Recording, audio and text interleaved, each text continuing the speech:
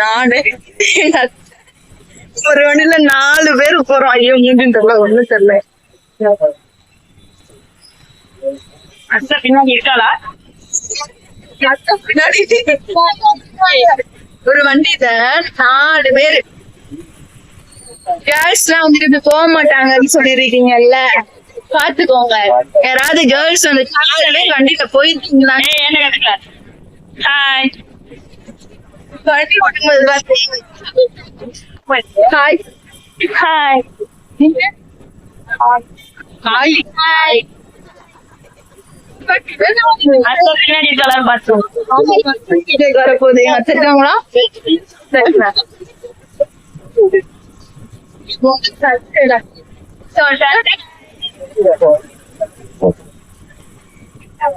எப்படியோ அடிச்சு இடமே இல்ல, ஏதோ வண்டி போயிட்டு இருக்கு. பாக்கலாம், வீடு போயிட்டு இருப்பாங்க. அவள் வீட்டு 100 meters தான்.